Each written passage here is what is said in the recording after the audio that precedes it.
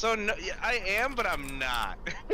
It's funny because when I also told him like my history that I used to work at card shops. I used to that I'm even like qualified to be a judge in certain areas, and it's just like they just hired someone for card games. I'm like, damn, we should have hired you. Ah, well. I mean, that probably would have been good for engagement for their whole their thing or whatever for Digimon, because Digimon was struggling at Top Cut for a little bit. Oh yeah, Top Gun was Yeah, that game. yeah. They had to cut support for it altogether. That was a little rough. I was like, Because they didn't know what they were doing. I'm like, come on, man. I live like 10 minutes away from there. Like, I want to go there, but like, bro, they best of did. ones? Are you kidding me? Bro, they didn't know what the fuck they was doing over there. They was struggling trying to. No, on the bright side, Eric did tell me he wants to bring back Digimon and Top Cut, and I'm like, all right. That'd be awesome. Yeah, so I'm like, I want to ask him more follow up on that, because I'm like, all right, if you're willing to do it, I'm going to help you out. For sure. I'm like, and I know some people that are willing to give you like more clout and like more so to like keep it going, because like Lord knows we kind of need more spots at Chicago. So yeah, like... for sure. But alrighty guys, for those of you guys who are tuning in, and if you're watching the repost of it from YouTube or whatever, for those of you guys who don't know, I am Zuki M1. We are joined today with a couple other Digitubers and some players from the Digimon community. We're going to be discussing some hot topics within the Digimon community right now. And joined with me today, we have Phantom Blur, we have Mr. Hi, J Strategy Plays, and we have Taste of Victory. Well, oh man, he even bust out the that's his background that he used in all his videos, by the way. This is mine too. I don't got a green screen. I should get a green screen, but you know, it is what it is. We'd just be faceless like Taste over here. yeah, I don't even have anything to show. I mean, they're used to the Gargomon. That's with the chef hat. That's good enough, you know. Yeah, Gargomon. Yeah, how do you get that thing to like move around? Did you commission someone to like make different poses for that? By the way. Yeah, I had a friend. Numa wife is an artist. She is a friend who did a couple of tuber model, and then just yeah, that'd be hot. That'd be cool. Yeah. Alrighty, so for the first question I have for you guys this evening, what are you guys' thoughts on the box for BT19, BT20, or special set 2.5? I guess I go first on this one. From a player perspective, I have very mixed opinions about it, where I both really love it, but at the same time I feel really about it, just because as from a personal standpoint of how I feel about certain cards, how I feel like where the game is going. I guess like I'll go with the first positive one, like a quick point. I think in terms of giving card support with this like 3-part set, I guess, or like technically 1.5 or 2. I think it's very smart on giving a lot of old strategies new support. Where it's like it's kind of revamping it, kind of giving a reason like, oh, I have these old decks, I can finally pick it up again. Or my famous one, Gallimon is good again. Where it's like, oh, it's good for the first time ever. You can finally break the meme of like, oh, just one more support. Oh no, we have one card, we'd be good. Oh, one more support. So it's like, all right, finally, it's like you can do something consistently now. Yeah. But my negative is because it's a combined set. I think the ratios are just really, really suckish. Where for a lot of just previous sets, you can kind of pull what you want with boxes, get a hold of everything. But because like there's so much in this set, with like 1 or 2 boxes, you don't know what you're gonna get. Yeah. You can like pop off and get everything you need, or get lucky and get like one of, because there's so much of it. Yeah. But that's all I'll say for now. If I don't want to pass the baton to anyone else. Okay. I guess I'll go. In terms of my personal opinion, I'm fairly excited about the cards themselves. I definitely agree with you in terms of like the ratio aspect, though. I'm not a big fan of them combining sets together, because you just can pull whatever, right? Like it's just the wild west in terms of pulling. So like, if you are more on the I like to buy a box or two and try to see what I can pull type of thing, you might have a better luck of pulling from a solo box. But a combined box, I don't know. You gambling, like even more so than usual, in my personal opinion. But in terms of the cards, I'm like really excited about like a lot of the strategies that they got coming out. There was actually a pretty funny post that I saw the other day where they basically showed EX3 and all the decks that had came out then, and then they showed us like a post of like BT20 and all the sets that's coming out for that one, and it basically just copy and paste from EX3.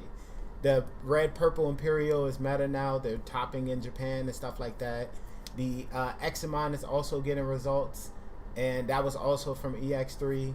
And I forget what the third deck was. Oh, it was Dragon Links, and they just got new support with the new Hina that they printed. It's a promo. So a lot of cool stuff on the horizon. Not really sure what's going to happen. I do like the fact that this is going to be the first time ever in Digimon where we're not going to be looking towards the east for inspiration for decks, because most of that stuff is hitting roughly around the same time. So it's going to be the Wild West in terms of deck theory, right? Just testing out a bunch of different strategies, trying to make things work, things to that nature. So that part of the game I'm definitely excited for. I really love theory crafting, coming up with new strategies, trying to make stuff work that shouldn't work and things to that nature. So that's what I'm looking for with the new set. I can go next if Tasty lets me.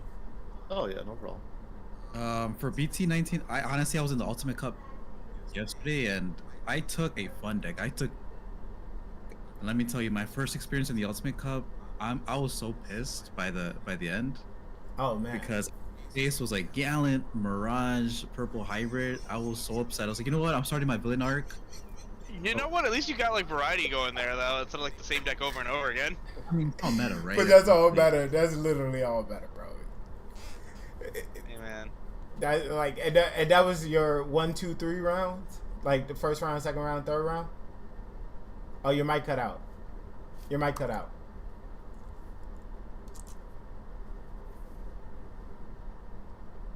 Hold on. Can you hear us, or your mic cut out? We can't hear you. Hop out and then come back in. I guess. Second. Oh, yep. up, There it there we is. go. There it is. All right. I guess repeat what you said last like 10 seconds. Okay, so I played Purple Hybrid, round 1, lost 0-2. Gallant, same thing, got 2-0'd. Then 7th grade Demon Lords, like I actually took a game off them, but I'm playing Aegisramon, so that makes sense. But yeah.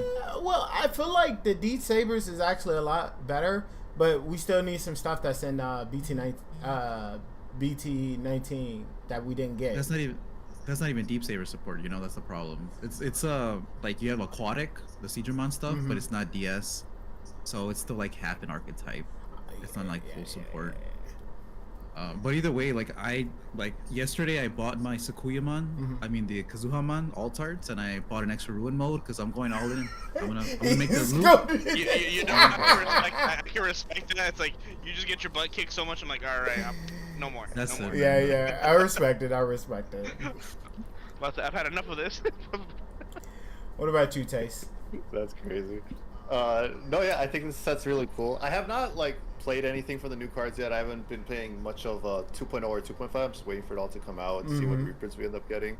Especially once Protoform finally gets a reprint, because I saw it getting one in Japan recently.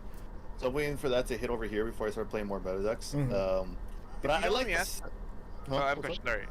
What was the last time? What was the last set you kind of like actively been like heavy on in this game? I don't remember. It's been a minute now. I think it was 14. Whichever one where aces were introduced. Oh, okay, yeah, that was 14. Yeah. It's been a minute. It's been like a solid minute. I think it was 14. That was like the last one. I just been like keeping up with the card reveals and stuff like that. I haven't been doing as much otherwise. But the set looks cool. I like that it's like introducing new support to old decks. Because I remember when Examon was getting revealed, everyone was like, "What's an Examon support coming out of nowhere for? Why is that in the set?" and it's been doing good with it, so that's pretty cool. I like that stuff. But I think you guys are all making a really good point that it's like really it's a big set. Like this is the same thing that happened with 1.0 and 1.5. Like Omnimon, it was a super rare. People were trying to charge $80 for that thing because it's like it's in this giant set with more than usual things, but it's a little harder to pull and stuff. So that's like what, a $200 card when the game first came out. Yeah, I believe it was. Yeah, it's crazy. It was crazy to get a playset of it. It was like $200. Yeah, and thankfully that tanked. It's like it's pennies now. Now that we actually have stock, but yeah, that's always gonna be like an issue with these. I'm fine with it. I think like it's just like a pain you got to get through real quick so we could get to unification. Like I'll put up with it for a set or two. Yeah. To get same time release. I think it's cool. I think that was really just my biggest annoyance. Is like we all saw this coming because with the merger happening, and then once because we already knew the first set. I was like, all right, after 17, it's gonna be 18 plus half of 19. It's gonna be all wonky. So it's like we don't get the full 19 aspect. And then February is like, all right, cool, you get rid of 19. Then you get a whole new aspect with 20. And I'm like, all right, cool. Is 19 even like worth it? So if you were a fan of like waiting on those certain cards, you were kind of like, damn. I don't know if I can swear, like really out of luck. That's a really good point to bring up too, actually, because 19 was kind of gutted the way it was. It kind of feels like it didn't really have any real impact on the game because it was split up, for us at least, between 18 and 20. So it feels a little like it got robbed a little bit in terms of its spotlight in the line life of Digimon. Interesting. See, I kind of almost have like the opposite moment. Because if you look at the cards for the Queen Bee archetype or whatever it's called, the Royal Base, that's what it's called. If you look at it, they're like BT 18, no, they're like BT 19 and BT 20 or whatever. So like they were going to be split up, but now that we have the set, they tossed it all into 2.0 for us. So I was like, oh sweet, I can just play this deck right now. Yeah. So I have that picked up. I've just been like playing casually, but I don't have the proto form, so I can't really do anything with it competitively. Hey, now that's also a good point too. You don't have to wait as long as Japan had to get the support that you was looking for as well. Because like me personally, my pet deck is Digimon, right? And I try to find ways to make that deck as optimal as humanly possible. Boy, Bandai does a real hard job of making that real possible. But the point being is like I try to find ways to make it work, and it's nice to have all the support right here in front of me, so that way I can just figure out, okay, let me try this, let me put this in there, let me put that in there. So yeah, I definitely see where you're coming from with that one.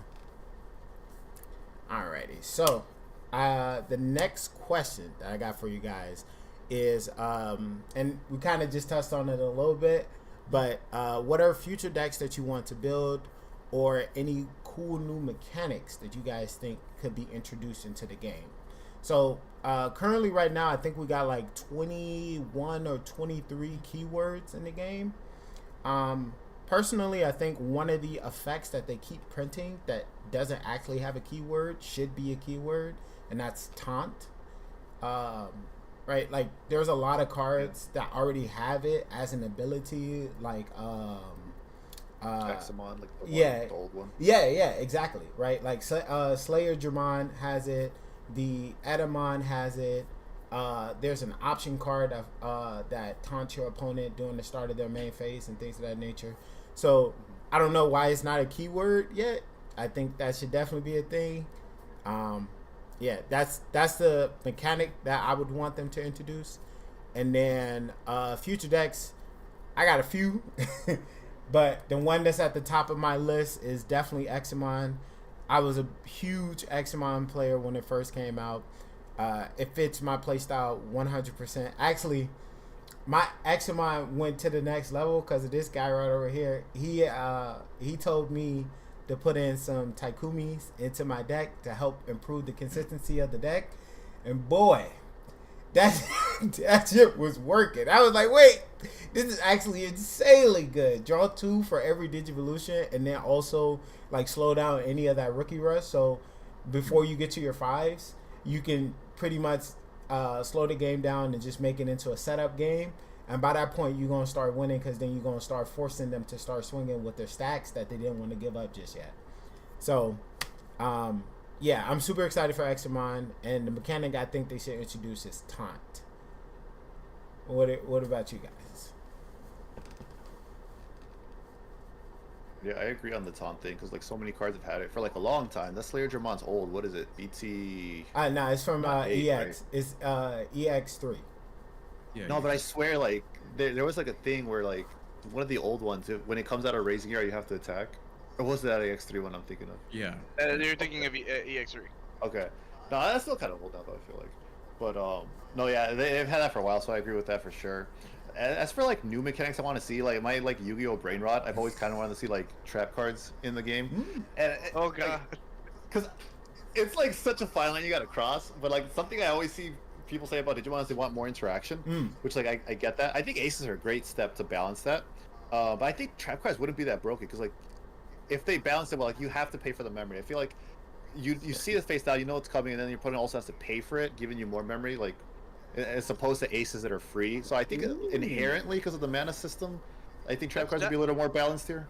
That's not a bad idea. I think what you introduce, like, yeah, you get a trap card, but you give your opponent more resources on top of that. Like, Yeah. all right, cool, you get to stop their combo, but here's 3 memory just as a compensation. Right, like, right. That's actually really complex. I'm like, That's because it. if they still have more plays, Yo, you're it's cooking like, oh, with shit. that. You're cooking with that. I think it'd be hype, yeah. No, I Yeah. think it's like imagine having to pay for bottomless trap hole. That'd be cool.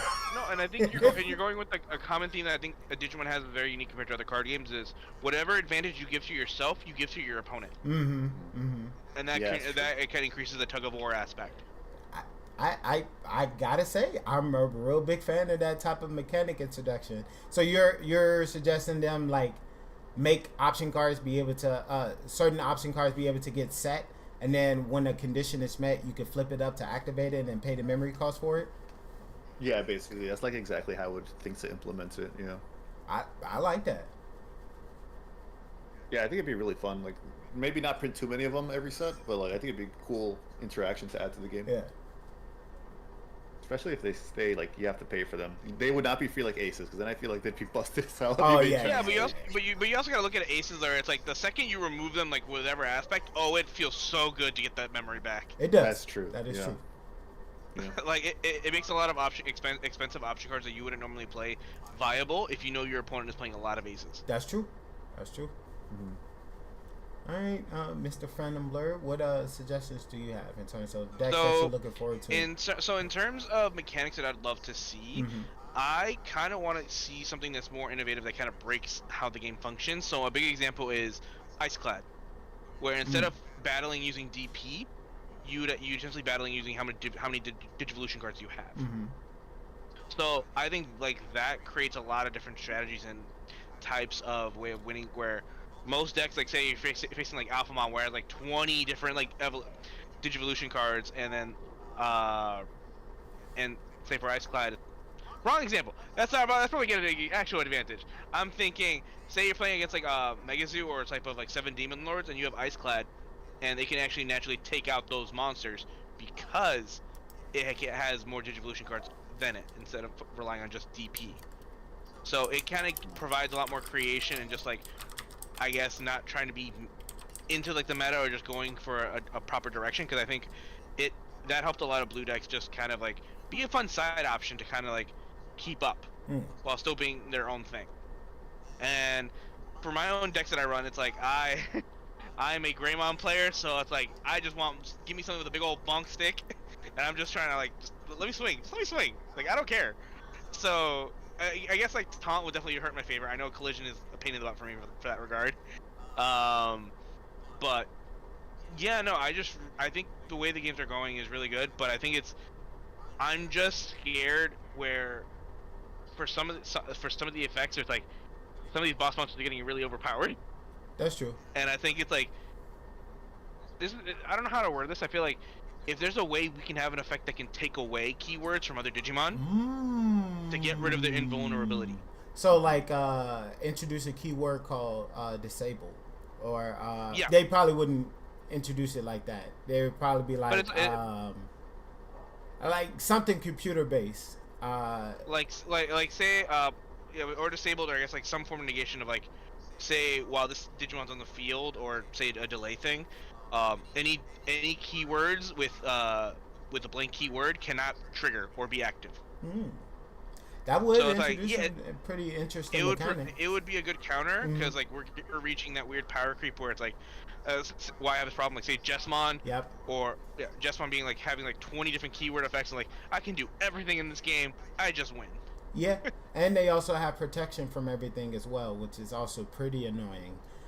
Exactly. So they're like introducing a deck that's saying, "Hey, go wide," which is typically supposed to be weak to like cards that can deal with wide boards like DefX and stuff like that. But then they're saying, "Oh, you're also immune to everything, Digimon and option effects." Like, I personally don't think that the right direction for card design is to introduce less interaction, right? Most card players, especially myself included, and I'm pretty sure the sentiment is shared amongst a lot of the Digimon community, we like that back and forth, right? Which is why the memory counter is so cool in this game, because you can't do anything in this game without giving something back to your opponent, right? And that whole juggling act is why this game is so much fun, because you're actively trying to maximize what little value you have to make a big impact, right? But then by introducing cards like Magnamon X and Galimon X and Jessmon GX Ace and stuff like that, that says we just don't want to play the game. That I don't know. I feel like that defeats the whole purpose of the whole memory counter and everything else, because it's just like we're not playing the same game as you anymore. Exactly. Yeah, definitely. All right, Mr. J. I think for me, I like the idea of trap cards or having more interaction in the game, which I thought about it already. It's like I think there is already a form of trap cards in the game. I think right away I thought about Biting Crush. Biting Crush, if you play Digimon by effect, it has a delay effect. It pretty much is a disruption, right? So you have to play around it, like something similar. It's like Rise of the Demon Lords, that option card, or cost option card, or Crimson Savior, which is not usable. But it's there. I think the option cards could technically in the future be trap cards. They just need to add that delay effect. And maybe if that dragon mode is already there from, what is it, BT 15, BT 16, the one that if your opponent digivolves by effect, you can digivolve into dragon mode, fighter mode. So I think if they print that on an option card, that would probably be the best, because I think at some point we'll get hand traps in this game, but I think we're a little far off from that. Maybe implementing the trap cards, the options, will be a lot more reasonable. I'm kind of worried that we're ever going to get to that aspect. Like even some people thought, with Aces, it's like a slippery slope to hand traps.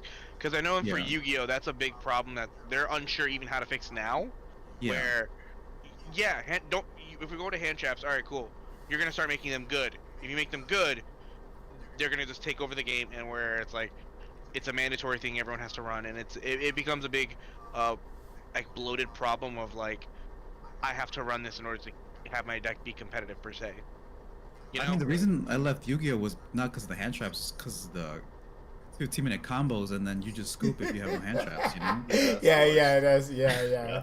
But you see, it's that necessity though. It's like, all right, that's not really how the game is initially supposed to be implemented, Yeah, I mean, I think about Mirage. Like when I was facing Mirage at the Alti Cup yesterday, like he looped his monsters so many times. Like, dude, what are you doing? I left you at 3 memory. How are you at a level 7? You left me at 1 memory.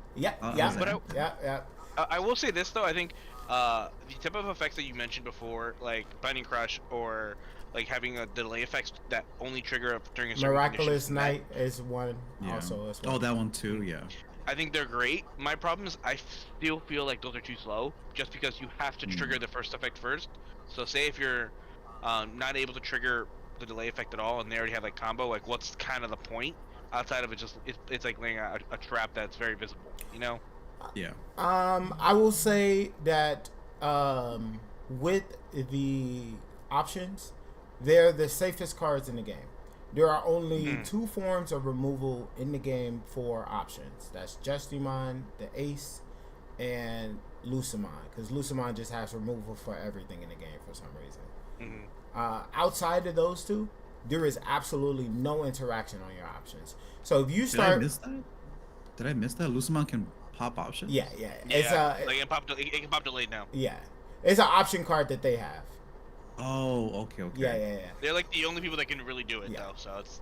But that's the point that I'm making. It can is crazy. Yeah, but that's the point that I'm making here is that if we start printing more broken options that trigger during your opponent's turn after you've already paid the initial cost, that would make it where now Bandai has to start printing more Digimon to interact with options. And then it's always gonna be a triangle, no matter how you go about doing this, right? If we create cards, you have to have some way to check it. That is the bottom line, right? There is no way that someone should be able to do everything in the game without having some way to check it in some way, shape, or form. That's what proper balancing is. If there's no way to check it, then at the time you ban it or limit it to make sure that other decks have time to catch up. So if you do unban it or unrestricted, other decks are fast enough to be able to keep up with that strategy. That's typically how card balancing works, right? If we introduce a bunch of options that says, hey, when your opponent drops a rookie, this delay effect happens. Well, now I can't play any searchers because every time I do that, that option is going to be there to check my rookies, right?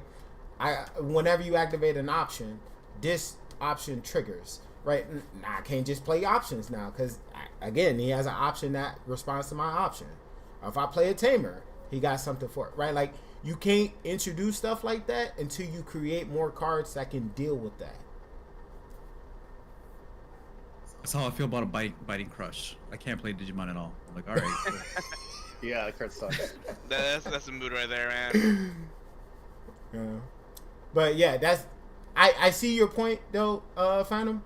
But that was what I was saying is that if you do want to introduce more cards like that, you have to have more ways to check it. Because right now there's only two.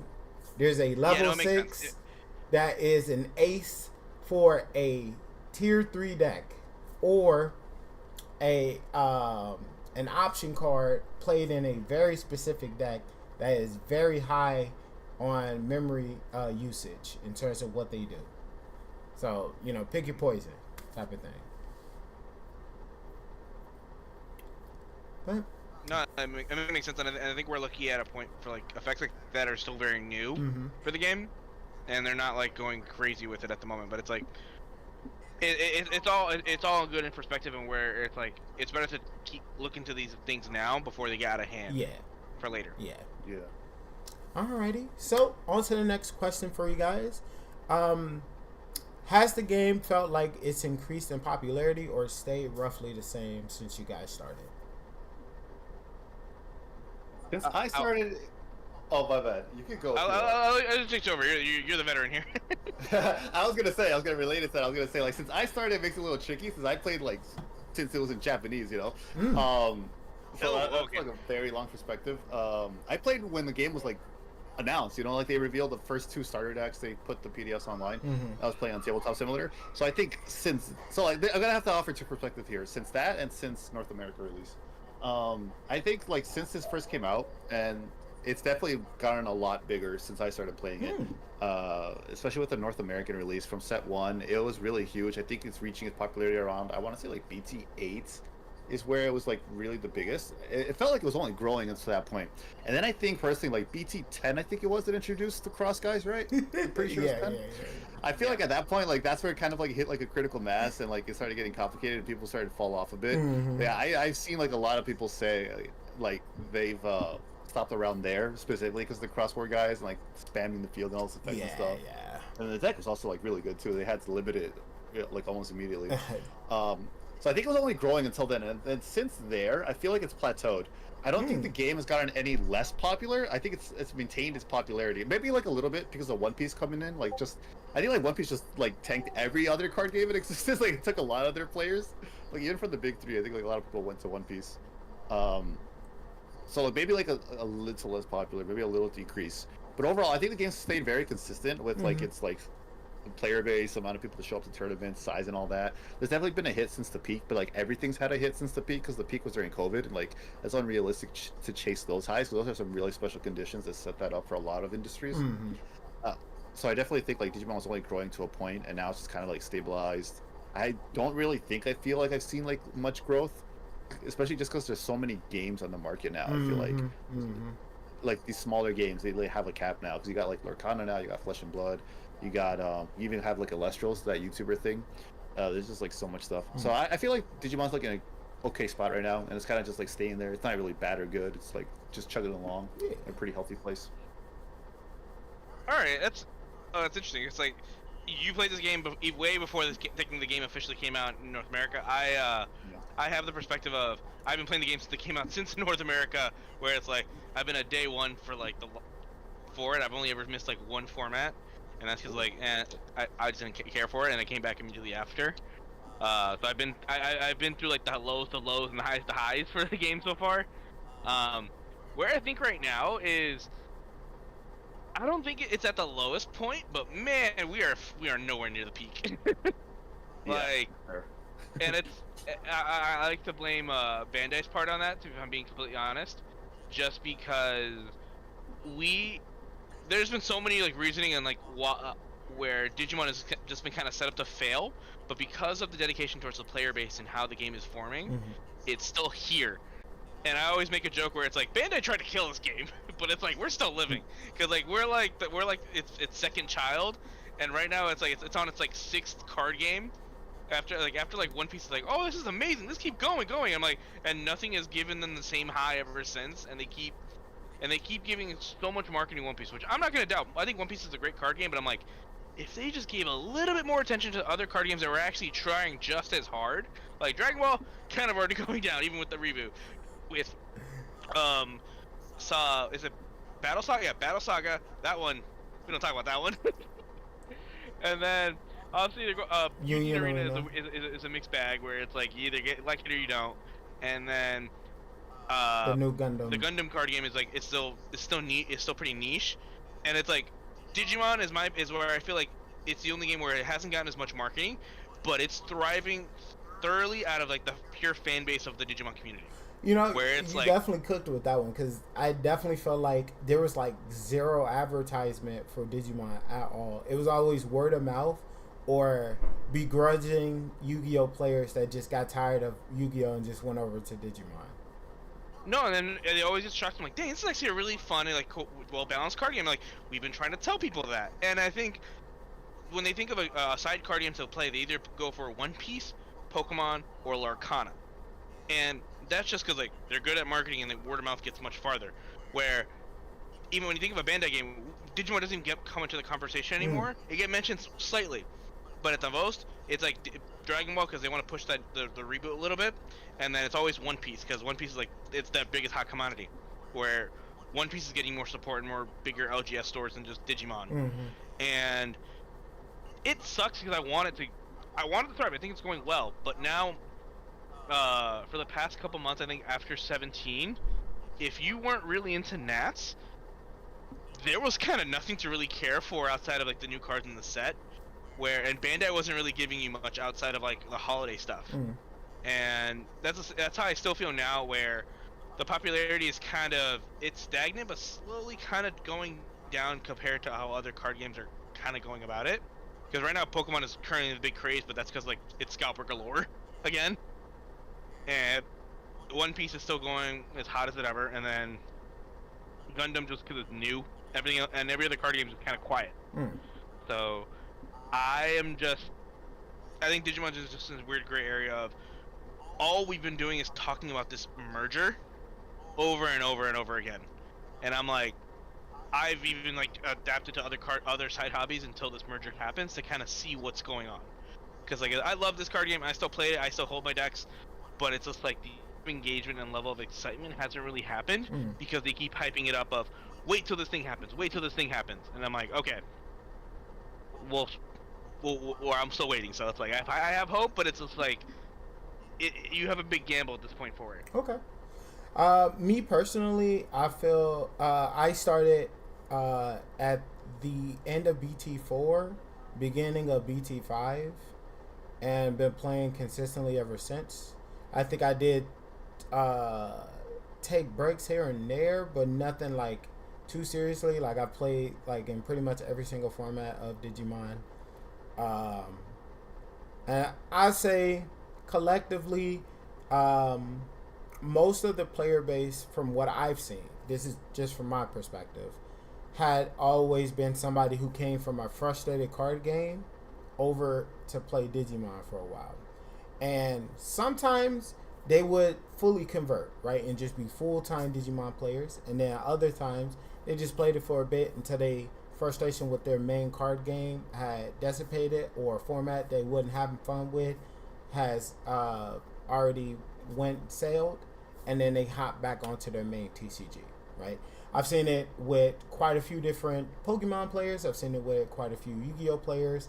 I've seen it with a few Magic players, things of that nature, because we have mechanics that are similar to all of their games that they feel like it's an easy transition to just pick up the game. And they have they may have watched like a season or an episode here or there, or maybe seeing like little snippets online. It was like, oh, this is pretty cool, right? And so they had an idea of a Digimon that they might want to build a deck around and things of that nature. They play it for a little bit with some friends, and just had casual fun with it. And then eventually it was like, okay, cool, the main card game that I'm interested in started printing stuff that I care about. Now I'm going to go back to my card game, which is why I think we saw that rise and dip type of thing, because I think at the worst period of Yu-Gi-Oh was the highest period for Digimon, and that wasn't by coincidence, right? A lot of people jump shipped over, myself included, and a ton of other people, right?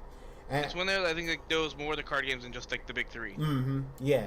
So for me, right, I used to be, I wouldn't say I was like a whale in terms of like big spending, but I say this: when OT Colossus first came out and they were $90 a piece, I definitely that same night had 3 OT Colossus.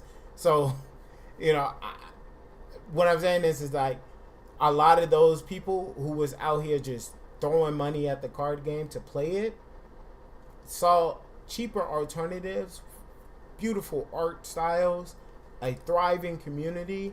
It looked tempting on paper, right? They go over there, they play for a bit, then they start getting frustrated with the format, usual card game angst. And then they're like, I kind of miss my old card game. I'm going to go back and go play it. All their friends are still there, all the established connections that they have, everything else. And they said, that was fun for a bit. I'm going to stop playing it. I'm going to go back to the card game of my past, right? Because the bottom line is, this is a social thing, right? You go here to meet up with friends or meet up with people that you play with on the regular. Y'all talk about, y'all chop shop about work or school or whatever is going on in your life or whatever. Play a few matches. Sometimes go out to go grab a burrito or something to drink or something like that. And then y'all go your separate ways, right?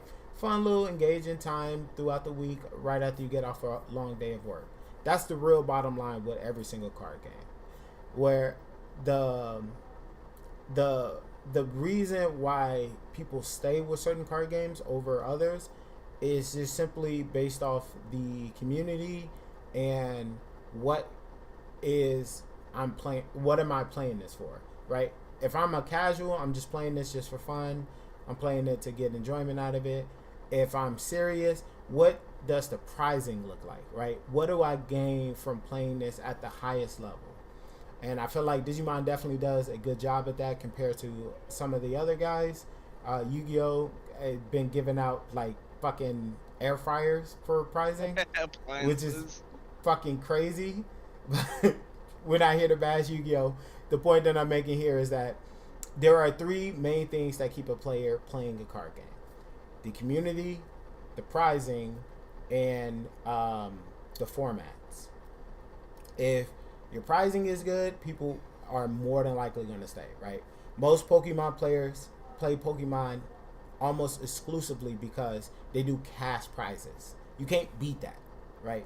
I go to a tournament, I know I got a killer deck, I'm finna blast everybody up in here, I'll walk away with $200. That's a good fucking evening, right? That's a good evening. I came in, I played the game that I normally would have played in my own spare time, but I did it in a competitive sense and got paid for doing something that I'm good at. That feels incredible, right?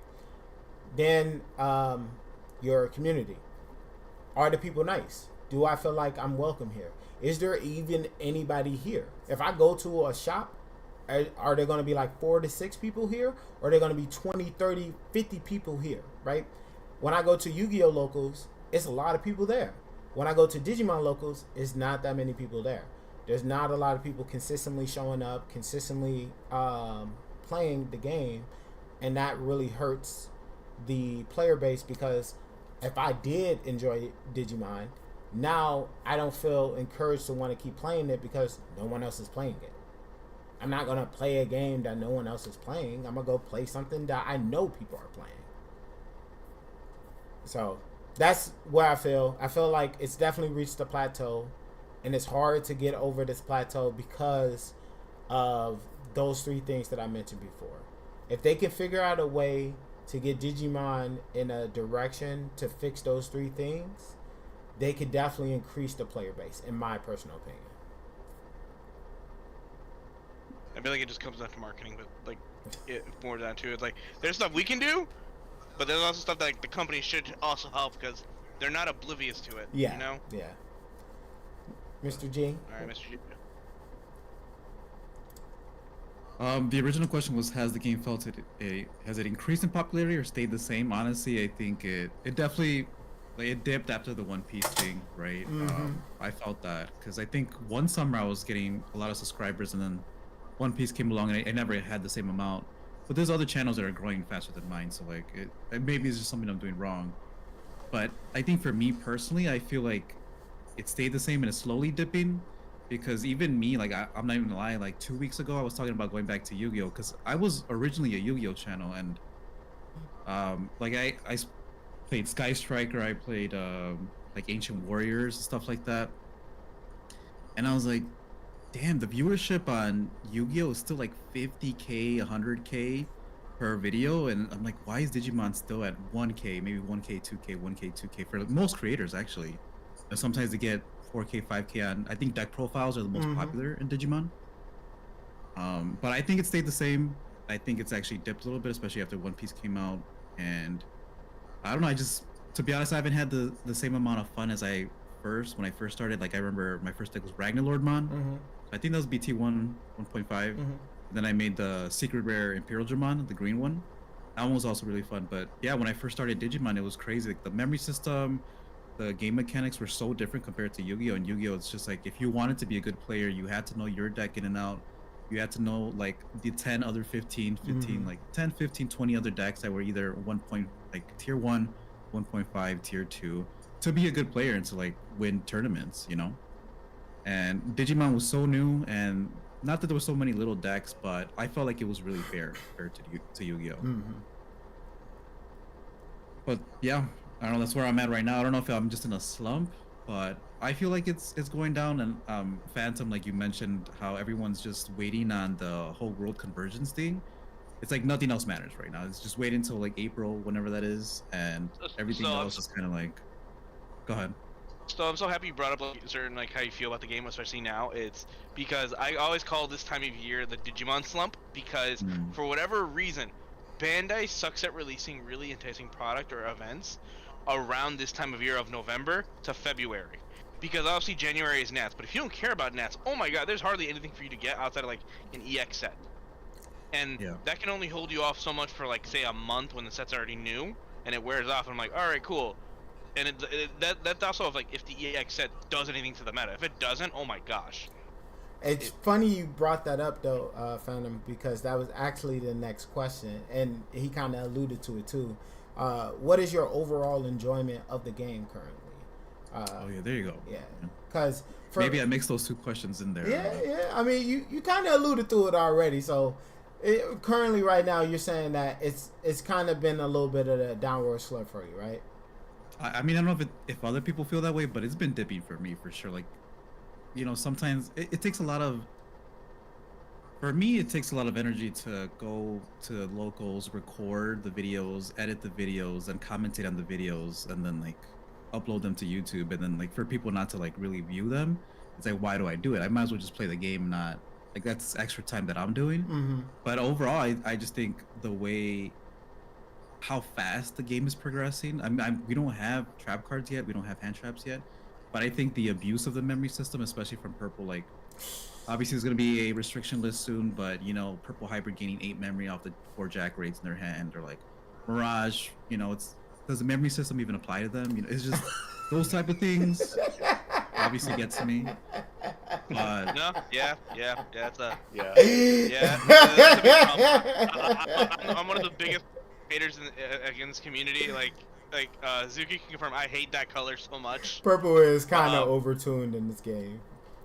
But like, sorry if I'm cutting off your statement on that, Mr. J. No. But I think because of how like this Digimon slump is handling it and all these problems that the game is having, people are just kind of trying to jump ship, or like not on purpose, but because like what they're offering right now is just not that appealing, and where it's like you can still have fun at a small level, but if you want to go a bit above, it's really frustrating at times because, like I said, purple's kind of overrunning everything. Don't get me started on Mirage. And then any problems that the game is having, both marketing wise, gameplay wise, all Bandai's saying is wait till we have a merger. It's okay, things are going to change, and that's one thing we can confirm now, because like that merger is something so new that we're not sure what to really expect afterwards. But that's also where you put yourself in a coin flip situation where like, cool, it could help revitalize the game, or it just doesn't do anything and all that hype was wasted. yeah. And that is the one thing I'm afraid of, because I'm trying to be optimistic about it, but if you're putting all your eggs in that basket, that better be good. Okay. So what about you then, Phantom? What's your overall enjoyment of the game currently? I think I'm still having my fun with it, just because I can still be creative. At the moment, I'm very much having fun with a lot of rogue decks, or just decks that I personally like, because I don't want to adhere too much to the meta. Like, I'm a Shine Greymon player, and I've been running that deck for 2 years now, and I still have the creativity for it. But I can also understand that where it's like, not everyone is into that type of strategy, and either if you want to compete and get results, you have to conform, or go against the grain, and some people are not always like that. So I think I'm in a good spot, but I'm also just patiently watching. It's like, all right, I'm gonna let Bandai cook, because they're claiming a lot of things with this merger, and obviously within the Wild West, like I said, anything could happen. I'm just praying it's for the better. Okay. Taste, what's your opinion? What's your overall enjoyment of the game right now? No, yeah, I gotta echo Jay's comments. That is my big issue with the game for a couple of sets. That, like I said, the last one I really played extensively was BC14, because like since then it feels like everything just ignores the memory gauge, and I hate that. Like Anubis was like the big deck when I took a break. And he just spews out body after body, and sometimes the bodies pop something, the bodies get memory back. It's so annoying. I hated that. And then like you also have Mirage, it gains like 1 billion memory. These are like 2 big decks, but it feels like a lot of decks do this, not even just the best decks anymore. So like you have to put people at 1 now, and half the time doesn't even matter anymore, because they still go up to like 5 off of like their effects and shit. It's like really annoying. Yeah. Like, the memory gauge and the back and forth of it is the coolest thing about Digimon. Like the appeal to me when I was playing for the first couple sets, for a lot of the sets really, was the actions were limited, but they mattered. So like right now, the game I'm putting a lot of time into is Edison format Yu-Gi-Oh. It's like an old retro format that plays from the ban list using 2010, April 2010, I think. Yeah. So like synchro era. And in that, like I've been having a lot of fun playing that, because your options are limited depending on the deck you're playing. Like something like Bayou Turbo combos for days. But like most of the decks, their options are limited per turn, but like the choices you make are huge impact. Yep. And that's what Digimon was for a lot of. I say until like maybe BT 11. That's like what Digimon was, where like few actions, you probably get like 3 actions per turn really if they put you to 3. Yeah.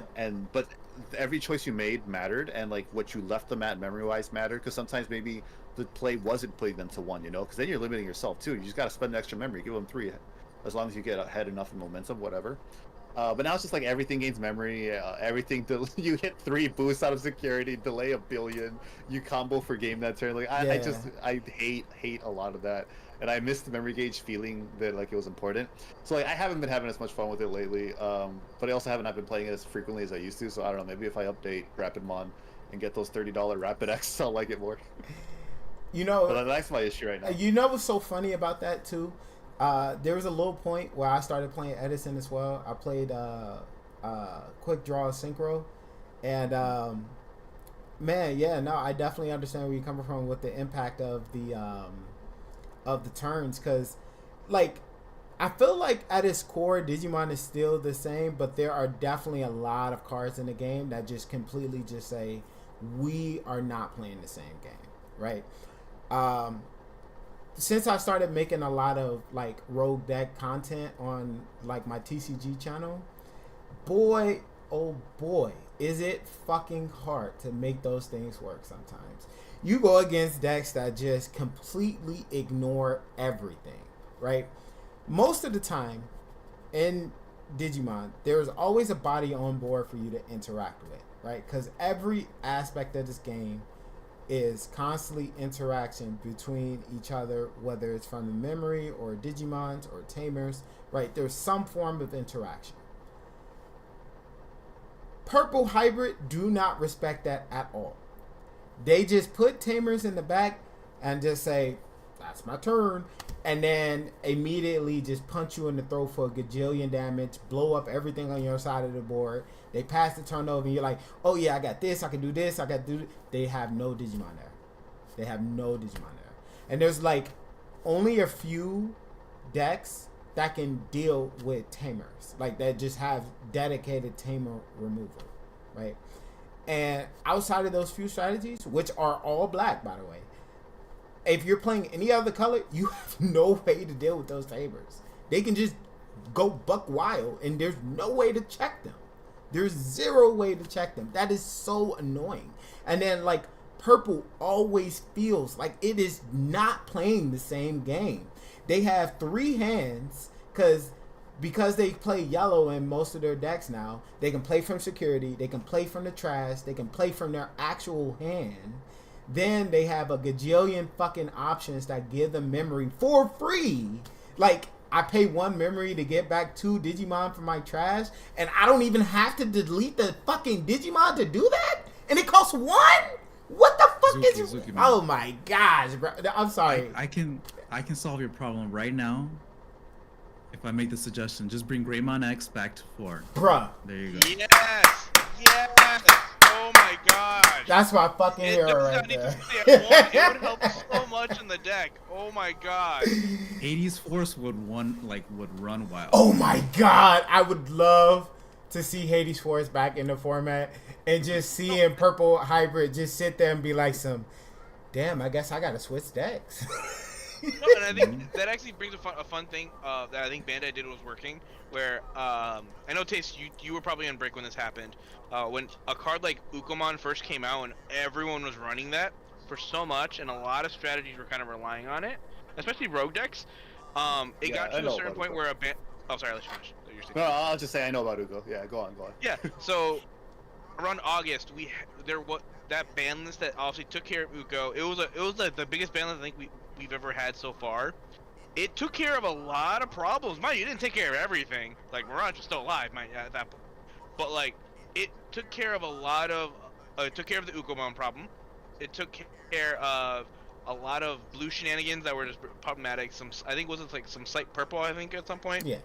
There was like 1 or 2 purple strategies. It was Anubis that got whacked, and it changed a lot of stuff for Leviathan.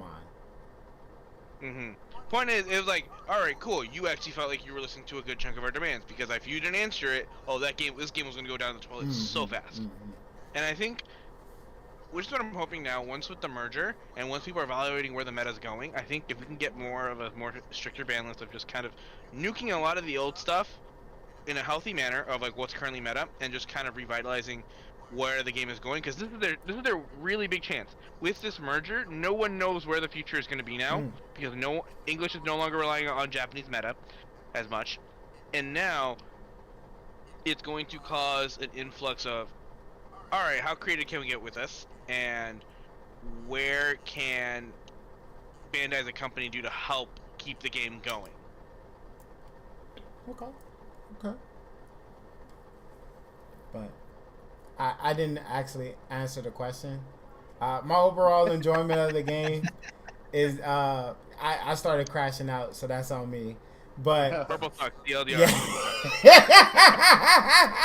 I particularly hate purple hybrid. Like that one I hate a little bit higher than other purple decks. Other purple decks, they at least got a body on board for me to interact with. Purple hybrid just leaves tamers in the back. They always end a turn with just tamers. There's never a body for you to interact with. So you're forced to always have to play a completely different type of deck. But you can't just prepare for tamer removal, right? Because then you'll bump into like Mirage decks, which doesn't really use that many tamers. If they're even using Thomas at all anymore. Because a lot of them switched over completely to the Galaxy engine, which is strictly just Digimons. Or, you know, you got Dino decks, you got fucking... and that's actually started to see some results and things of that nature. You got Gallimon, which also does play a lot of tamers, but they don't need the tamers as badly as like before, because before they lived and died off the Takato EX2, right? But now they're like, oh well, you know, if we see him, cool. If we don't, whatever. You know, we got Gallimon X. He answered all of our prayers. So overall, I definitely am still having fun with the game, but as you can see, I do have my frustrations with the game. Right, it is definitely not an easy thing to champion when you try to convince people to come and check out your favorite game, and then you got to explain to them, oh well, you know, there's Magnamon X, there's Leviamon, there's fucking what's it called, like these really unfun decks to kind of bump into, and you just kind of like, the game is fun. You just gotta deal with some of these decks that are not as fun to deal with, you know. But yeah, I definitely agree with your sentiment before though, Taste. With it felt like the game just had so much more impact in terms of what you did with what little resources you had, because there were so few cards that used to generate extra memory, right?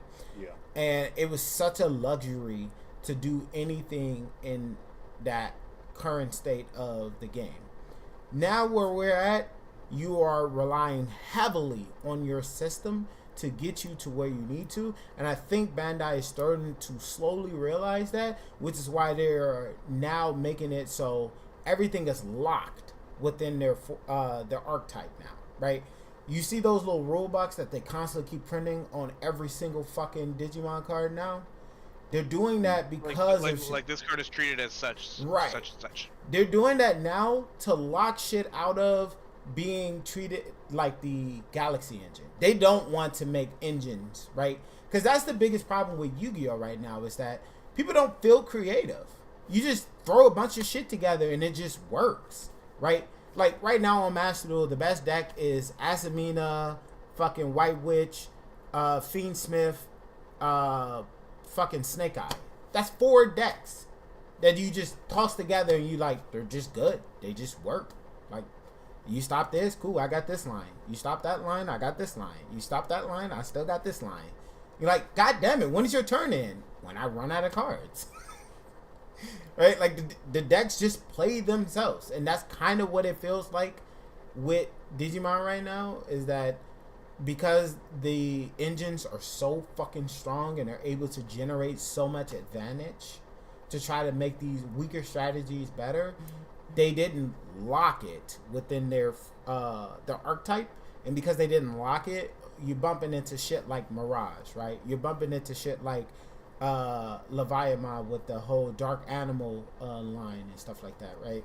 You're bumping into stuff like Lord Nightmon abusing the Dark Animal package, which wasn't intended for him at all. It was supposed to be fucking the Dark Knight. It was supposed to be Dark Knight and Lord Nightmon together. Instead, they said, fuck that. We can get way more out of just using the fucking Dark Animal package. And they were right. They were getting the results. That was the best deck in BT18, BT19, right?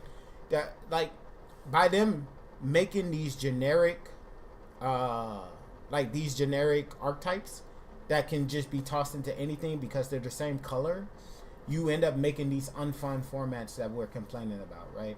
By them making it locked to a specific tamer or a specific Digimon, you can mitigate a lot of that and make it where it's like, okay, this is only just here to support this deck. So if you got a problem with it, then figure out a way to deal with this deck, not with this engine, if that makes sense. Alrighty. Nice. Huh? Nice. So, we kind of touched on it a little bit, but I'm going to go ahead and ask the question now. With the unification of the game, do you believe that it will boost the popularity of the game? I would like to state first, as I know I've been the one complaining about and mentioning this merger so much. So, based on what the information that we have now, I think the unification is definitely going to boost it, just because comparing to every other card game right now, there's no other card game where the Japanese and the I guess other non-Japanese meta formats are combined. Every other format always is like the Japanese always has it ahead by like X amount of sets. Yeah. And I think that's like they're trying to use that as like one gimmick for Digimon to entice people, where it's like you never know what could really happen. It could go really bad or it could be really good, but it's supposed to force a type of creativity. And not only that, it's also, I think it'll help encourage people from Japan and other non-Japan areas to cooperate with each other and be like, hey, we're kind of working with similar ideas. What do you think about this? Where instead it was before of like Japan always had like the first cards first, and they had to be creative first, and then once American were just watching what was topping, it's like, all right, what if we take that and tweak it a bit? And obviously they're still going to be playing different formats where Japan is playing like best of one, and like say North America it's like still best of three. I think it's still a really good way of attention, and also if we're basing it off the current sets that's being released right now, like say the starter decks, which are going to be coming out for everyone soon, I'm looking at a Greymon player, bro. I'm excited because they just introduced a new form of warping without needing with more extra requirements. I'm like, oh my god, that's amazing. Do you know how much like way you can come back now? Like, I think that's amazing. They're gonna start implementing more of those. You have a chance of getting like a super rare card in a structure deck again, and I just think it's really smart. I think I'm excited that they already have announced like are leaking like what the next few sets are gonna be about. Like we're going back to like Cyber Sleuth, which got me excited as an Omnimon player, a Diaboromon fan, and I'm like, all right. I think as long as they keep giving people what they want in terms of sets and cards, I think we're in a really good state. And I think so far, even past the merger, they're giving a lot of support that's been really requested. And I think one thing they could also do is like take notes of like popularity polls and see what's kind of like booming, you know?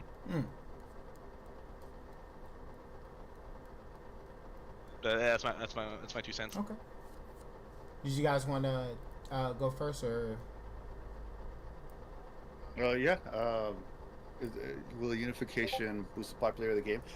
Yeah, I think it will. Honestly, I don't know how much it will, how much it realistically could, because like that's kind of like a competitive thing, you know.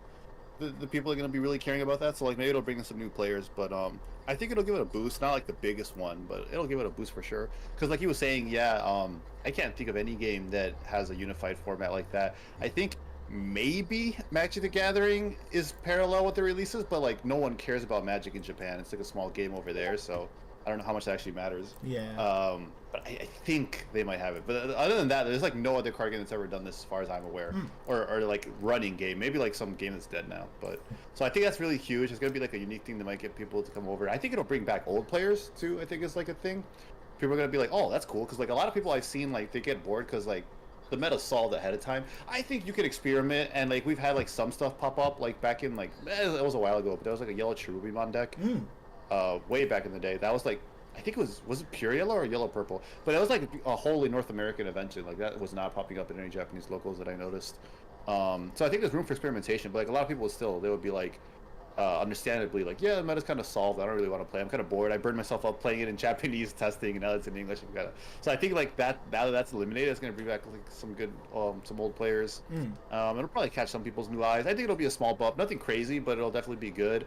I think the real excitement comes from like what Bandai can do with that going forward. I'm excited to see what we can do now that we don't have to wait in between sets. I guess for me, I think the unification definitely will boost the popularity of the game, just based on what Bandai is committing to trying to help make it more popular. This is probably the most active I've ever seen Bandai with Digimon, and I think it's just due to like sales in the West and the rest of the world. They're seeing that people do actually like this game, surprisingly, right? And we do play this regularly, and you know we're supporting the game as much as we can, and so Bandai wants to put a little bit of effort into it with the whole with the new structure decks that they got coming out. They got like this new player day where they're going to try to bring in new players and give them like brand new decks, and they've already started doing this a little bit, but they're going to give them like a complete Gallimon deck, a complete Sukuyamon deck, you know, to just be able to, hey, I'd like to try to play Digimon. Okay, here's your structure deck, completely free. Go in there, go have fun, right?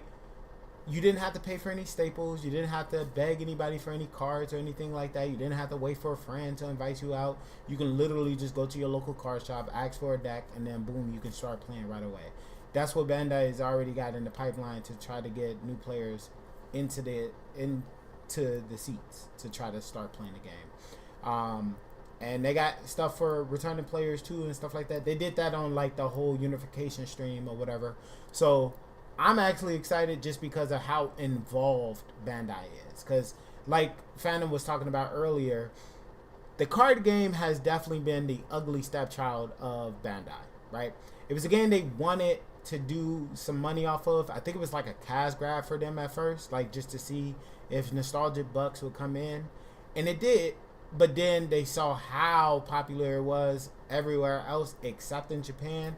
And Bandai is a Japanese company, so they focus more on Japanese income than they do on the rest of the world. But the rest of the world income was so high that they can't just say, oh, just cut it off. Because, like, that's a big source of income, right?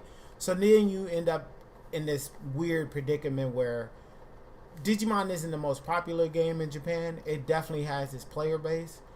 But the rest of the world is pushing it up to main like card game stay levels where you're like, okay, is it worth us investing more money, more resources, more advertisement into this game to get more eyes on it? Or should we just focus on the one that we had released out from the jump and it did its thing and we didn't have to do shit for it either? Because believe it or not, One Piece didn't really have that much advertisement for it either, right? It came out kind of similar fashion to how Digimon did. A little bit of word of mouth.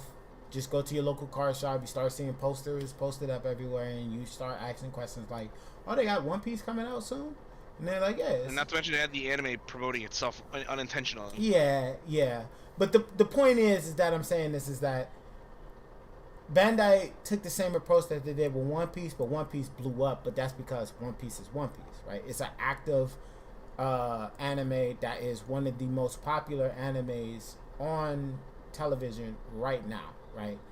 It is very few that is beating One Piece in terms of viewership, commitment, and everything else. Like, you got to be fully committed to watch One Piece because there are 1,000+ episodes.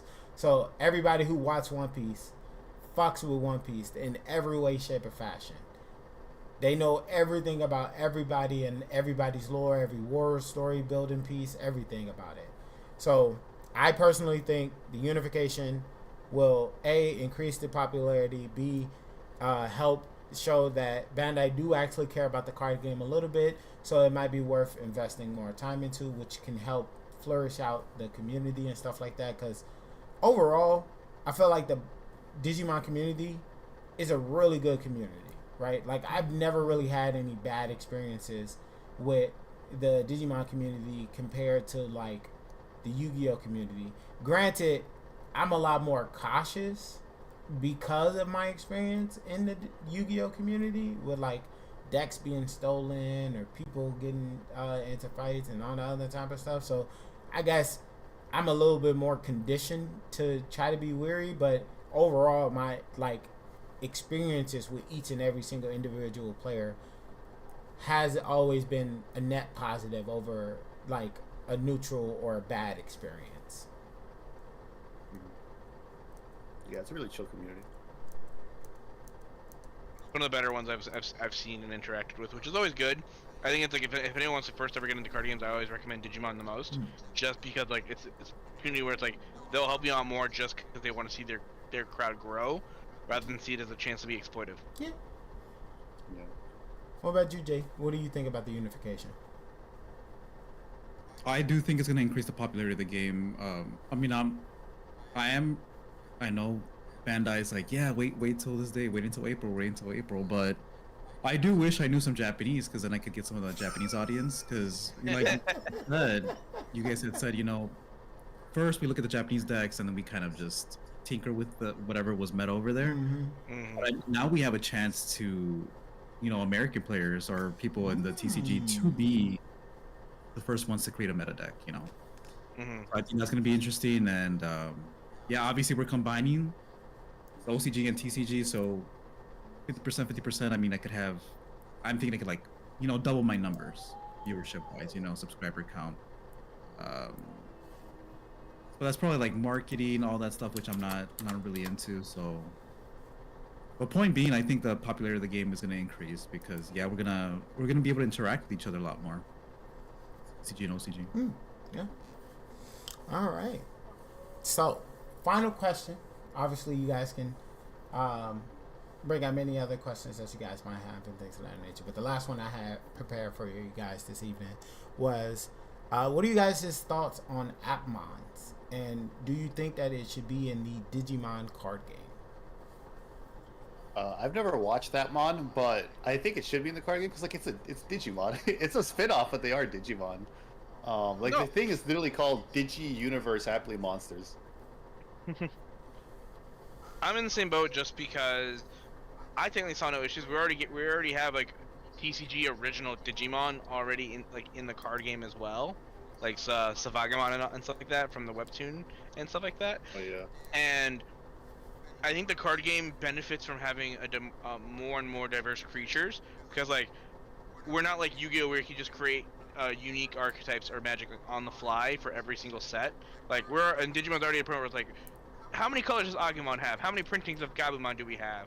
It's like, the more we have diverse pools and cards, the better we can have more longevity for the card game. Okay. I've seen some of the Appmon stuff. I'm a little curious to see how they want to go about doing the upgrade of the Appmon stuff. That's why I'm a little scared of the balancing, because I don't know if you guys ever seen any of the Appmon stuff, but their entire line is Jagras. So they cannot digivolve. They only combine together. So, like, wasn't that Shotmon for like a hot minute? Yeah, but the problem is that they will Jagras. Their DNA digivolving. So that means they will get basically an entire deck of Rush. That means if they have ways to make their deck super efficient in memory, I could potentially hit you 3 to 4 times in a single turn, and you cannot stop me from doing that. Well, I mean, if that's the case, it's like, just have the joggers actually cost memory, where it's like, normally joggers is free, right? It tells you it's free, right? In the on the card text.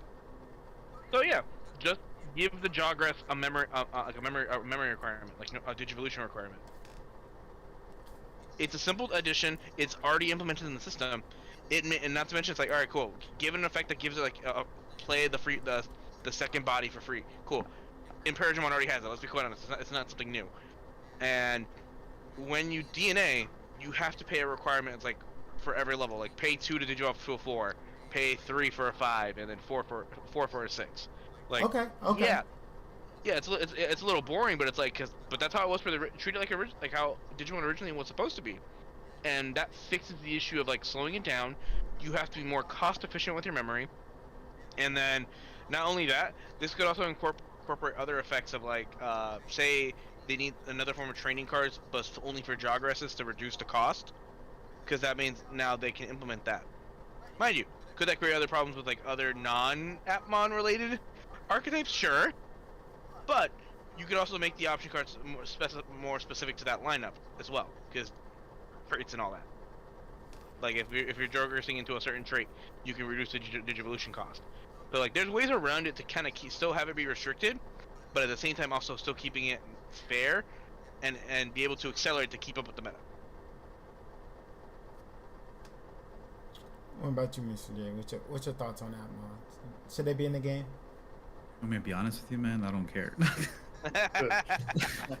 Yeah. This is too far away for me, man. Like, I think for me right now as a creator, I'm just like focused on Digimon matches. I'm doing the current meta. Maybe like 2.5 is coming out next, but like stuff that's coming out like April, May, June. Like, I'm not. I got you. Dude, it's too far away from me, man. And I think it's also because I'm burned out, so I might get some backlash for saying I don't care. But at the same time, like, dude, I'm burned out. Like, I'm just trying to chug along here. No, dude, it's No. fair. I'm in a again, like I said, Taste is still on a hiatus. I have been going into like Beyblade, ironically, really hard. Where Yeah, that's my attention right now, and I'm waiting for Beyblade's Digimon to kind of like be back in. Yeah. Hey, So it's like, Beyblade card game? No, No, the actual spinning top. Oh, like It's fucking Yeah, fun. bro. Everyone is playing Beyblade. Hey, you know what's so funny? Fucking Blur got me and Taste to play Beyblades. like it's complex like a TCG, but it's like it's been like my side chick right now for like playing for like hobbies and everything right now, and I'm waiting for Digimon to kind of like be like, hey, we're ready for you to come back. And I would say one thing though about the Beyblade community. It is a very mixed bag. It is not the same like how it is in Digimon or other TCGs, in the sense that when you come in there, you might go against a 7-year-old, or you might go against somebody who's like 43. You might go against somebody who is a normal human being, or you might go against somebody who thought they came straight out of the Matrix. One of the lasting impressions I've ever had was a guy who came into a Blade tournament with the Neo trench jacket, and he had the sunglasses, and he was walking in there like Zoolander. So he was doing this, and he comes in with his tackle box, slams it on the table, and he says, "I'm ready to blade." I was like, "Oh my god, bro! Oh, gee." Yeah, bro. but every card game has that. I can Hell, not to that degree, brother. That was next level, nigga. We were in a Dave and Buster's, brother. That's outrageous. You can't do that type of behavior in public like that. Anime conventions, have a fucking ball, bro. You at a card shop, cool. Gone really obsessed with like the playmat culture. It's like Digimon is a weird game where you want to do waifus, man. Yeah. It's every card game, so it's like I don't want to. Card games are just look. You can fawn over the fucking Digimons themselves. That's just data. But if you fawn over the female characters, that's different, right? Because most of them are underage. So now you're a weirdo. All right, that's a fun tangent. But to get my point though, it's like I get what you mean entirely, Mr. J, on just like feeling burnt out on this card game, and it's like we're all just kind of waiting for something to kind of like bring back the excitement we once had. And one thing is like either do a side hobby to kind of just keep your like passion going, and then jump back in whenever you feel like something new is ready to kind of like revitalize yourself, you know? Yeah.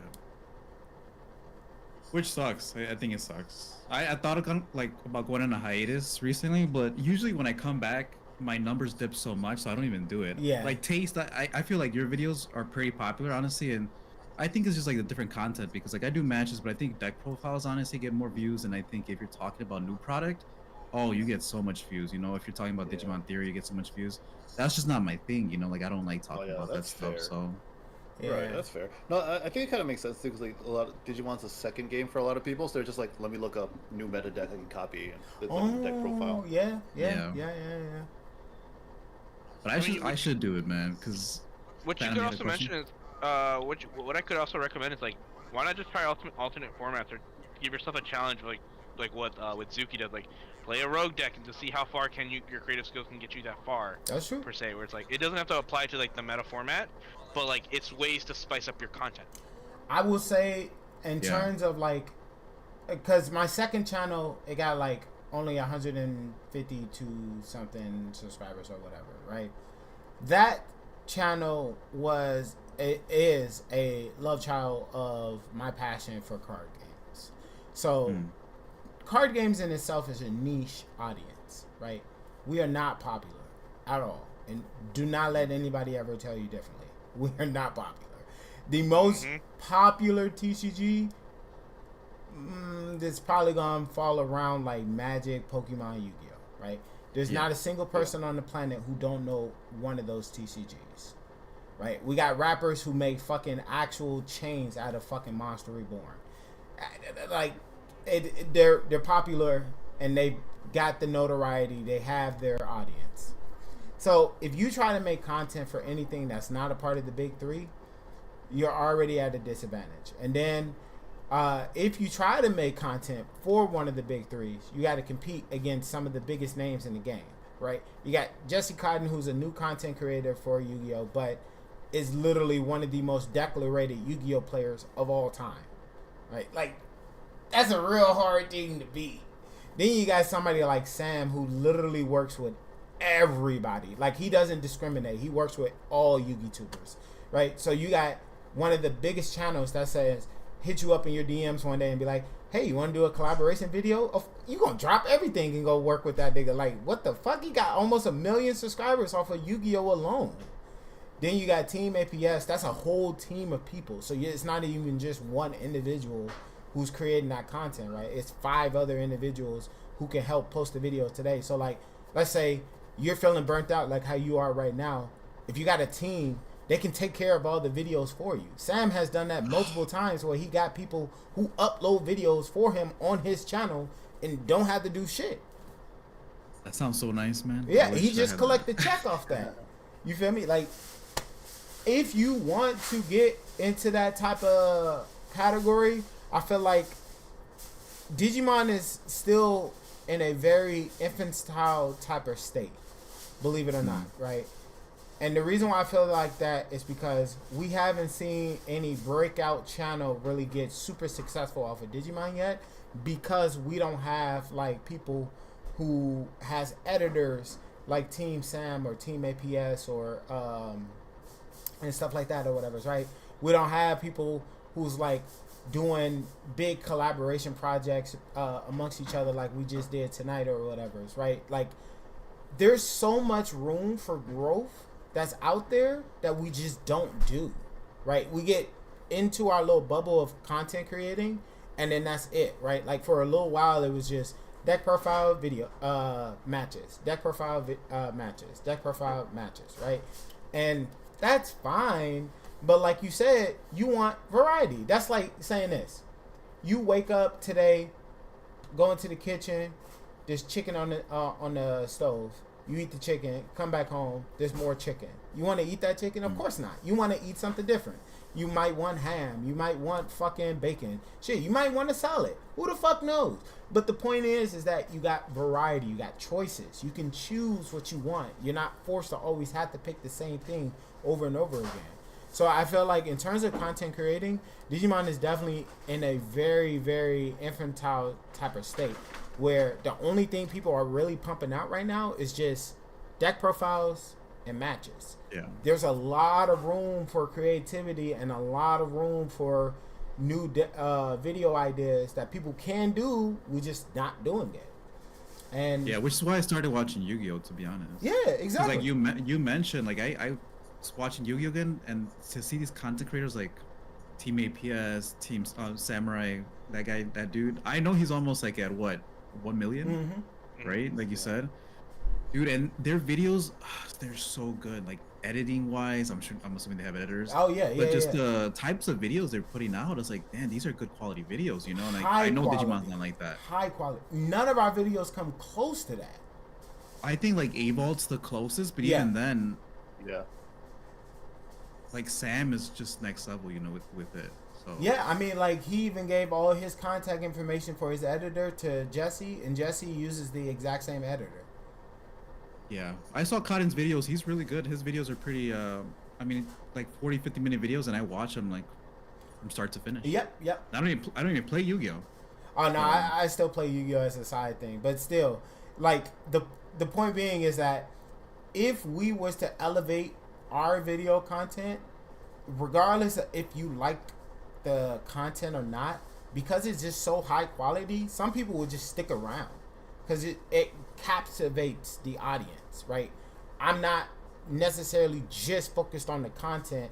I'm also engaged with what I'm viewing. Like you got my attention. I'm gonna sit here for this 50 minutes and watch this video now because you got me. I'm hooked, right? It's like committing to a movie or a TV show. Yeah, I think it's about money too, also, because I mean you have to pay for an editor, and like I said, Yu-Gi-Oh is a big card game, and they're getting like 50K to like 100K views. So I don't even know how much money they're getting per video, but I'm pretty sure it's a lot. In terms of Digimon, would I pay for someone to edit my videos? No, like I make like maybe $3, max $7 per video, you know? Yeah. Like I'm not gonna pay $50 for someone to edit it real nice for it to get like that amount of views. Yeah, I mean, if you look at it from so another thing that I'm extremely passionate about is fighting games, right? And I've been in the fighting game community since before I could even spell my name. I love fighting games. And a lot of the people that are in the fighting game content creating space are pro players that has recently started their own channels to really help you deep dive in their minds of what it's like to be a pro player and stuff like that. So I feel that for us to bridge that gap, you gotta use the stuff that you got from your hobby to support your hobby, if that makes sense, until it can become a business. So like Yu-Gi-Oh players, it's easy to flip cards in their game and then make it into money because there's some really expensive cards in Yu-Gi-Oh, right? Yeah. Digimon does have expensive cards, but it's hard to move them all the time because the game isn't as popular. So you end up sitting on cards, and then sometimes that stuff lose value. So it's harder to flip that stuff and then make it into money and then use that to produce stuff that you want to do. So like, say for instance, I said, okay, I'm going to quit my job and I want to create content permanently on YouTube, right? My options of content creating could be vastless. I can go into video essays where I talk about certain topics or TV shows, movies, video games, whatever. I can go into card games because I'm extremely passionate about that, right? Like I can talk all day about card games, strategies, combos, things to look out for in the meta, right? Like not just decks and matches. I can give you videos on me going to locals or me going to Target and try to pull packs and see what I get, or I introduce my friend to the card game. Like there's a lot of things that you can do. It's just how much are you willing to commit to it to make that happen? Is the real question. Because looking at the fighting game thing, which is why I brought it up, there was a guy that I used to follow. Well, not used to. There's a guy I follow named Brian F. He started off as a dude who didn't used to get a lot of results, so he didn't have a lot of viewers. But then by him going to fighting game tournaments and performing really well, people started checking out his YouTube channel. And then now he's an established content creator with an established Twitch channel that he's making good money. Like he could literally quit his job. He doesn't, but he could quit his job and solely get paid off of YouTube with the money that he's making. So like I said, it just really just comes down to like how much are you willing to invest in it, or how popular is your thing where you can flip it and turn it into income for something else. Yeah.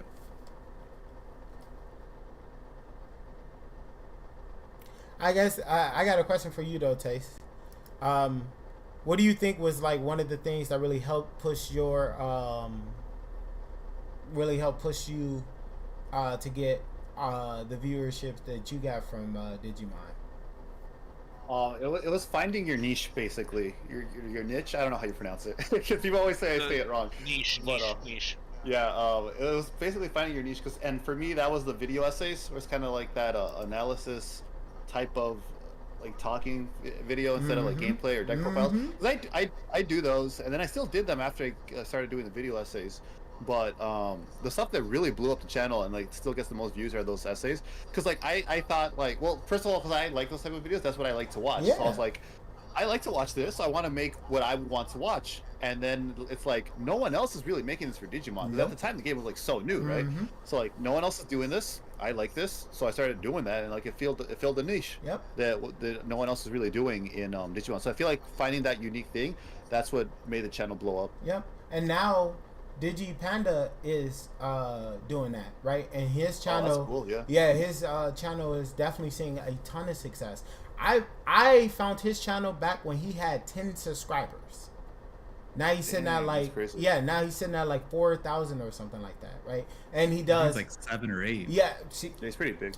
That's what I'm saying. And he's doing official podcasting for Digimon tournaments. Like he just did Nats with the whole couch with all of the rest of them, like True Champion and DigiPanda and a couple other guys, all sitting around doing commentary on Digimon, right? That could have been any one of us, right? But the point that I'm making here is that there's a lot of room for creativity in Digimon. You just gotta want to try to branch out and try new things and just see what sticks. Because, you know, content creating, it can make or break people, right? It really just comes down to how quickly you can find your audience and how diverse that audience is. Like, can it grow? Right? Because sometimes you get a certain audience and then that's all the audience you got. And it won't never get bigger. It won't never get smaller. That's just your audience. And whatever that is whatever that is. Some people find an audience and it grows beyond their imagination. And then you end up becoming a channel like RDC, right?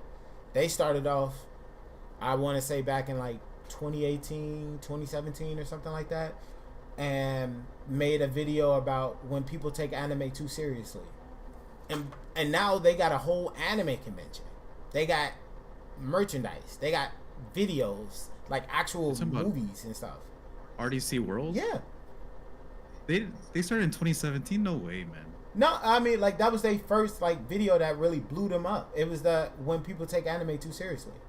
Yeah, but I mean, they have a whole team, like a whole. Yeah, like yeah. Each team, one, you know, each one does something. Does something differently for the team. But the point that I'm making here is, you got friends, right? You got friends who play the game too. Why not reach out to them, see if you wanted to do projects together or collaboration? Nobody wants to, man. Well, I mean, I've only asked people that live close to me, but I've asked people like, hey, do you want to commentate on some of these videos? And they're like, I'm too shy. Like, come on. Ask me. I'll send you the Google Drive right now. Right, yeah, that's what man. Yeah. I've known you since we started going to the same locals and everything, man. You'd be surprised. I help Zuki with content all the time whenever like he wants to bounce feedback and stuff like that. Do strip don't ever feel bad about every asking. security lost a piece of clothing. Okay. So, that's some Patreon stuff right there. You can always do a bunch of different ideas for what you want to do for content. Like, that's the whole point that we're all getting at. It's like, yeah, it may feel like it's kind of dry, but it's like, what's the worst from happening from just trying to get out of your box and just see what you can do? Like, if you want ideas for how to experiment with Digimon content creation in different formats, I'd love to talk to you about it. It's like, you'd be surprised. Just talk to people and you never know what ideas can come up from a fresh point of view. Prime example, right? Before tonight, I've talked to Taste a grand total of like maybe 5 times. First time was in person when I saw him at locals at Top Cut, and I saw his name as one of the players that was playing at the Digi Locals. So I was like, wait, are you actually the guy? And he's like, yeah. I was like, oh, damn. That's a small ass world. I didn't know that this video, a Digi was in Chicago. That's crazy, right? And then after that, I saw him come up there playing at Beyblades. So one of the Beyblades tournaments, I just asked him. I was like, hey man, I got this idea for a video I want to do. Would you want to be in it? He said, yeah, sure. Just shoot me a time. I'm cool with it. You know, you just don't know what's gonna happen unless you ask. Yeah, I mean, Taste, I didn't even know you were in Chicago. Dude, that's how I found out who he was, man. I think Zuki told me, like, the last time he was at local, he's like, hey, I know Taste of Victory. I'm like, wait, what? In Chicago? Can we actually edit that out? Yeah. No, but it's all good. Yeah, no, a lot of people don't know. In my defense, you did say I found out you were in Chicago, Eric, because you said the locals you go at, and I'm like, oh, I know what's that. Yeah. And then I found out who you were through, like, Zuki was telling me, like, oh yeah, he was in a Beyblade tournament. I'm like, what? I think it's double take. Hey, see, is there no Digimon at Top Cut anymore? Is that? Nah, that died. No. It died. Yeah, but like it's possible to come bring back. So it's never say never. If there's interest, they can always come back. Yeah, that's what he said. It's on the table if we can show him that there is an actual audience for it. The prime example was like there's a locals called GG's, and they tried to host Digimon during like BT1 all the way up to BT4. Ghost town. Nobody showed up, right? So they dropped it like a heart attack. Josh was trying to fill in the void for Wednesday locals because there was no locals for Wednesday because quality had moved out to the middle of nowhere and nobody could get out there. So we needed something in Chicago. So he reached out to them and was like, hey, if I was to bring 10 plus players to play at your locals for Digimon, would you host us? And they said, if you can bring them, yeah, we'll host them. And then the rest is history. Now they're an official tournament on the app. They host pre-releases. They do. They sell sets of Digimon. So you know, it's the community is there. The power is there. You just gotta talk to the people, man. Talk to the people. Get them engaged. Get them to want to do the shits. Like if you went to Nats this for Digimon this in January, Team APS was up there and they was like, oh yeah, nah, we play Digimon too. We love that shit. That shit is fun as hell. You know, it's not our main card game, but you know, we definitely play it, right? If you guys, some of them was like, hey, if you want to do collaborations and stuff like that, reach out to us. You know how mad I was that I missed the opportunity to ask them for something like that? I'd love to got Alex from fucking Team APS to do a video together and be like, so, oh, this is dope. Run a first to 5 with him in Digimon or some shit. That would have been cool as hell. Or like doing stuff that they do in Sam videos where they do like that wheel and they gotta play whatever fucking decks that they get or whatever. Like again, there's just so much stuff that we can do that we just don't do in this community. It's not an experiment, man. At the end of the day, man, you got this.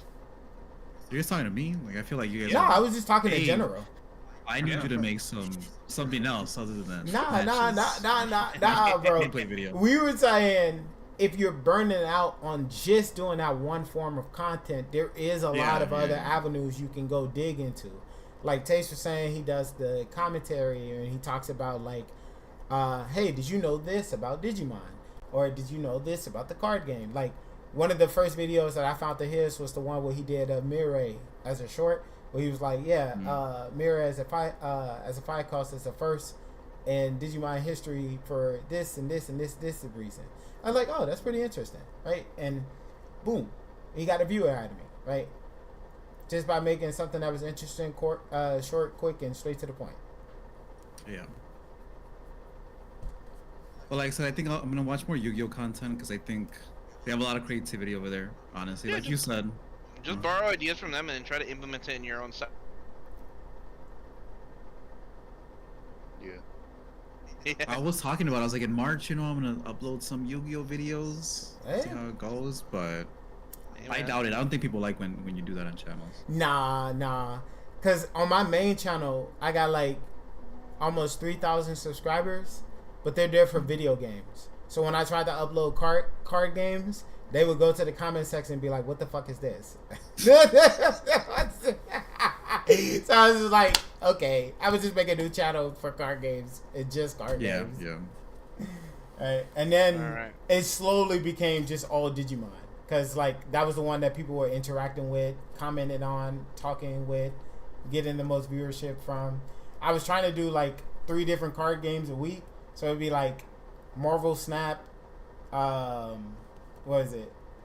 It was Marvel Snap, Digimon, and Yu-Gi-Oh, and Pokemon, and then like some other random online TCG like Legends of Runeterra or Gwent. But I noticed nobody was interacting with all those other videos, right? So I was like, all right, cool. I'm gonna just focus on Digimon, and then that's when the numbers started going up. So then I was like, all right, cool. The deck profiles and the matches are cool, but now it's stagnating. How do I improve it? Well, I like talking, obviously, right? Maybe I can talk with other content creators in the same space, see their opinions on certain things that's upcoming for the game that they're playing, and, you know, kind of get different type of content out there to really help boost my own thing for creativity and stuff like that. Yeah, I'm definitely more quiet compared to you. That's for sure. I don't like talking like that. But it's good, you know. I mean, that's a good skill to have. It's a mixed bag because like people are always concerned about what I have to say versus I feel like I put myself into this like into the situation where like I'm friends and associates with a lot of different people, and then, you know, people feel like they can't directly talk to me for some reason. Like they always go to somebody else to ask me a question instead of just coming directly to me and saying, hey, I have a question for you, specifically for you, to ask you this question. They'll ask like a friend of a friend, or they'll ask my girlfriend, or they'll ask somebody else, but they never come directly to me. And I don't know why that it is. I don't know if I did something that made it feel like they couldn't come to me directly or something like that. But yeah, it's definitely a mixed bag with that. I'm not sure why. I don't have answers. Did you guys have any final thoughts before we close it up? No, I think we covered a lot of it. I think Digimon still has a lot of way to go, and I just after unification, I think the sky is definitely the limit with what they want to make, and I'm really excited about it. I just wish, and I think it's up to the players base as well, is the player base is what kept the Digimon card game alive despite Bandai abandoning it, despite the surge of One Piece. But it's going to take the player base to kind of still keep it in line and to help keep the game in check. I agree with that sentiment 100%. I think Digimon is definitely in a position of growth. There's a lot of things that we can explore as a community as a whole to really elevate the content, the overall appeal of the game. I felt like one of the persons who really showed that Yu-Gi-Oh could be at a higher level in terms of like content viewing was this guy named I think it was Ruggles. He was like he was a Canadian Yu-Gi tuber, right? The buff dude? Yeah. Well, he was like ripped. Yeah. He came out of nowhere with the Yu-Gi scene and then brought out an entirely new format of content that just gave a giant boom to his channel. And wait, isn't that the guy that introduced Mario's Gaming World? Right? They're friends. Yeah. Oh, really? I didn't know that. Yeah. Actually, that's lore. That's lore. Mario always brags it. Yeah, I don't know. Yeah, no, he taught him how to do video content creation because before that he was Thorner. Okay, that right there, that was a lore drop for me because I did not know that before. Actually, Mario was so awkward at first. Did you not watch Ruggles' videos? Mario's in there. I didn't know that, bro. Like, look, I remember Ruggles for doing 2 things. One, elevating card game. Yes, but one, elevating the card game space because before we used to record everything on shitty ass cameras and have terrible mics, terrible recording equipment. It was garbage. It was not a good viewing experience. We were only there for 2 reasons. One, we wanted to know more about the deck, and then 2, we really only cared about the deck. There was no other reason for you to be there on that video because they were so shitty. And then he bought a really expensive camera and put Yu-Gi-Oh on these like little displays, so they turn it around like what a vault does, where he like does the little display thing where he turns the fucking card in the whole 360, and Yeah, I think it's cool. yeah, and then he would talk about like, hey, you know, I'm a dude who used to play Yu-Gi-Oh, and I wasn't really that deep into it, but I really want to get more invested into it. So here's what I'm gonna do, right? Like it felt like you were going on a journey with the guy, and it really brought in non-Yu-Gi-Oh players into watching his channel because they were interested in his journey as a content creator. Not so much the thing that he was doing, but more of him as a content creator. Why should I invest my time out of my day to watch your videos? Because I'm invested in your journey. I'm invested in what you're doing. I'm invested in seeing what new activities or new hobbies or new friends or new things that you're doing, because I like your content. And after he showed that, everybody else in the Yu-Gi community upgraded, right? Sam upgraded. Fucking Team APS upgraded. All of them give Ruggles his flowers all the time. Even though a lot of people who are currently in the Yu-Gi-Oh community don't even know who the fuck that guy is. If I bring him up, only people who were like playing back in like 2010 or older formats knew who that guy was. But there's a lot of the video styles that we have today and the quality of how they're shot and how they sound and everything else is thanks to him just saying, yeah, y'all videos are shit. This shit looks ugly. Like, it sounds terrible. And he just upgraded the quality. And people was like, okay, we got to follow suit. Let's do the same thing. And now they're sitting at, you know, hundreds of thousands of subscribers. It's because he was getting hella views. That's why people switched over to that style. Exactly. I still remember the quality, and that was like, I think it was 2017, 2016, because he was still around that time, because he introduced Mario around the same time, and Mario was so awkward in the camera when he first introduced Oh my God. him. He wanted to hide from the camera, but you know, eventually he got used to it. But yeah, I was like, I remember Mario got introduced because of Ruggles. Yeah. And Ruggles, just the quality of his videos is so damn nice for Yu-Gi-Oh. Yeah. But he got a lot of views because of that.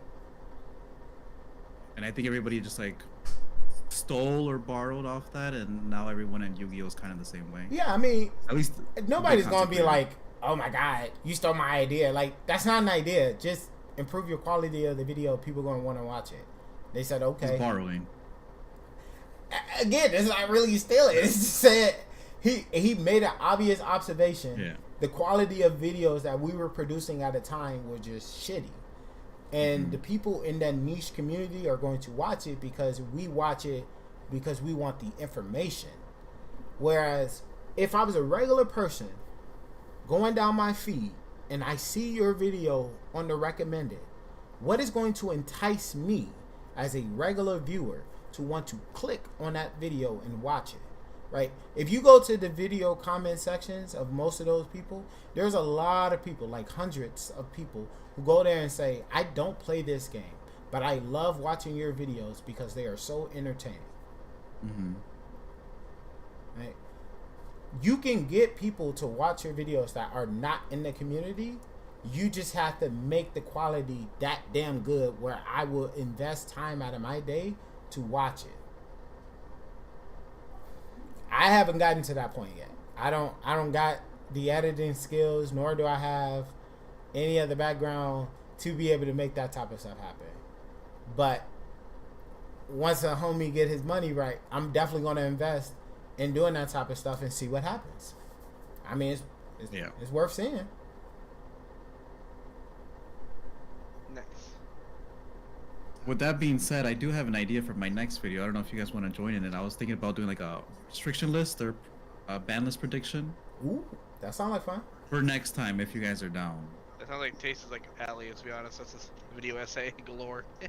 No, you can just upload an unscripted reaction like that. That's why I think this is getting banned. Yeah. Yeah, I've done some of those unscripted, Yeah. Nice. I mean, I can tell you right now, Ruin Mode definitely got to get hit. There's no universe or time zone. There's no universe or dimension where that card is healthy and balanced. Especially with PT13 Marcus. Oh, you're just a hater. I am hater. I hate that card. Bro, I'm like, there's no dimension, time zone, Listen. or universe where ruin mode is healthy and balanced for the game. I just need Mirage, and I'll be happy. And obviously, purple hate. Oh, that's on me. Sebastian, you are a troll from this in these comment sections, by the way. But you did used to make some fire ass thumbnails for Marvel Snap. That I definitely wanted to just mention that one. You did make some really fire ass thumbnails. Yeah, I think that'll be fun if we, we think about the cards we want to get hit, and then we come back on Discord, and then someone can pull up like a little board. DigimonCard.dev, maybe DigimonCard.dev, like just that's what I'm thinking, simple. But we can come up with a different idea. Like I said, I hate Marcus. I would hit Marcus just for the spite, But I think that would make for some good content. Yeah, for sure. Just tell me you don't like Shine Greymon. It's all right. I don't, man. I lost to it yesterday in the LT Cup. I was I'm telling you, it's good. As the #1 Shine Greymon player, okay, stand. It's a good deck. Crazy. That's crazy. And you know what? I'm not gonna lie, because Taste was talking about how the memory gauge is being abused. All they do is sit there with their 4 trainings, their 4 boosts, their 2 scrambles, and then like, all right, let me come out of raising. I'm about to go for 5 checks. And then if I got burst mode, shake my hand. I'm playing the world's smallest violin. Shake my hand. Did I not earn this win? Shake my hand. All right. I think we're going too much on tangent now. No. I mean, it's a fun idea. Just shoot me a time, and when you want to do that, and I'm completely open. I'm mainly free on the weekends though, so just give me your heads up. Same. Okay. I think on Sunday night would be perfect for me. Okay. Yeah. I mean, if it's something around this time, I'm good with that too. All right. Phantom, you in? I'm down. Taste? I haven't been playing enough to give accurate predictions. I would just be standing there. I mean, you could just mention cards that you hate. Back in the game. We gotta train you back up. Yeah, I need to start playing when 2.5 drops. I need to play more. I don't know enough to say what should be banned right now. You trying to play on the sim? Not right now. Not right now. Not right now. I mean, it's on EX8. Oh, finally. Okay. Yeah, I'm done to play. It's a little buggy still, I think. It is a little buggy. Yeah. I ain't gonna say that. I mean, but it's fan made though, bro. Like, what do we expect? You know what I mean? It's free. Yeah. Yeah, I can't complain. Can't complain with a regular dude with a group of friends put in some back-breaking work to make a game to make a game work. Exactly. Hey yo, shout out to 1-0 though. You the real one, cause without that sim, we'd still be on TTS talking about some. Oh man, move. I hate that. That shit was such a slouch match. Or we'll be on Drazel. Drazel isn't bad, but damn, that motherfucker's laggy too, bro. And oh my god, the cards that you generate each of your turn is so inaccurate. Oh my god, bro. Like, there's so many times you'll draw 3 of a card. I'm like, I've played Digimon for years. Wait, what? It is so rare for me to bump into 3 cards ever. But on that sim, that shit happens like fucking clockwork, bro. I hate that sim to my core. Not because of the sim, but because of how they go about doing their hands. That shit is so not accurate. I do not feel like I'm testing at all, brother. At all. I love Drazel. I love Project Drazel. That's like my #1. I don't go to DCGO because I hate being locked into like, if I let go of the card, if I hit the button, I was like, that's it. You're locked into that play, and that's it. Like, low key. That, and you can't ask your opponent about certain effects. Cause I ain't gonna lie, there be so many times where somebody would do something, and I was like, if he would have just asked, I could have told him, but I can't tell you what's gonna happen, so you gotta read. Motherfuckers do not be read. Motherfuckers be activated motherfucking options to pop a card and it's immune to destruction for the turn. And they're like, what the fuck? Why is it not deleted? And then they just surrender right afterwards. Yeah, I remember the tabletop simulator, man. That was like, ooh, nostalgia. Yeah. Honestly, looking back on it, I think closes are the way to go. Closes? What are you talking about, Sebastian?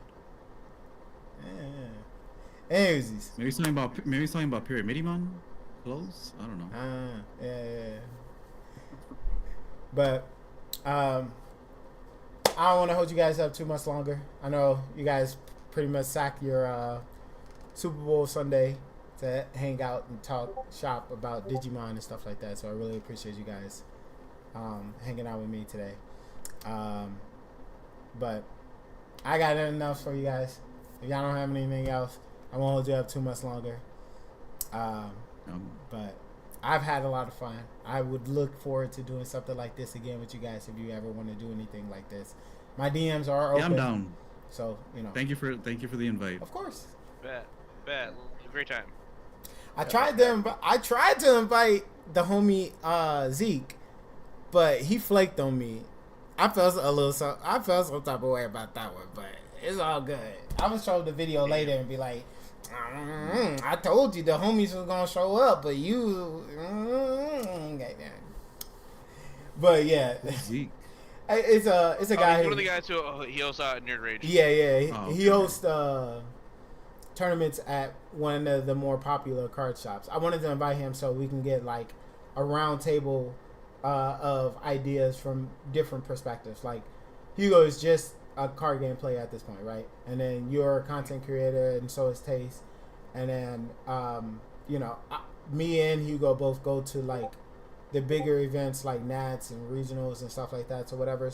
So like getting all of our opinions would have been really, really cool because Zeke not only hosts tournaments, but he also create events in Digimon and really get a big engagement going into his shop, and then also go and compete at like high levels. Like he goes to multiple different regionals from like Texas, Arkansas, Kentucky, all that stuff. He just flies out there and go compete.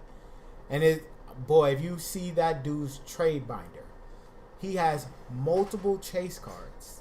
He has a maxed out Vmon deck that shut up Mario because Mario made a statement like never max rarity this deck, and it's like, are you sure about that? Yeah.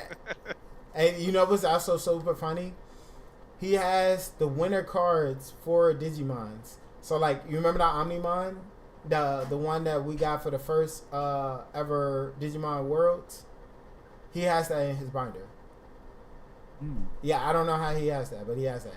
He has the trophy cards, the Alphamon line. He has that in his book too.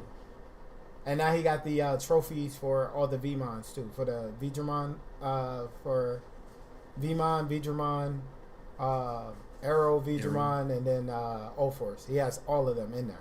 He got the Susanomon in there from the Ultimate Cup. I was like, bro, where the fuck do you get these cards from? You just work at a card shop. But yeah, yeah.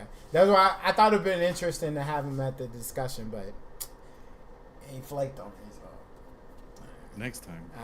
Maybe. Next time. Yeah. All right. You want to do your closer then? Oh, yeah, it's your closer. What do you got, Zuki? Alrighty. Well, for those of you guys who haven't already, please make sure to check out these fine gentlemen's channel. We got Mr. J Strategy Play. You can find them on both Twitch and YouTube. We have Taste of Victory. You can, I don't know if they got a Twitch. I know for a fact they got a YouTube. Obviously, I don't stream on Twitch. Okay, yeah. So you could just find them on YouTube at Taste of Victory. They got some pretty interesting Digimon videos of, they talk about the game instead of just showcasing the gameplay and stuff like that. Very, very thought-provoking content. And then we got Phantom Blur. They got a TikTok. I'm a Digimon player, but I'm also a Beyblade content creator and a TO. Yeah, they got a TikTok. You can find them at Phantom Blur. They typically promote most of their Beyblade tournaments. So if you guys are somebody who nostalgic, hungry, and just wants to go spend some tops, you can check out his TikTok. It's full of my videos of me playing with Dronzer.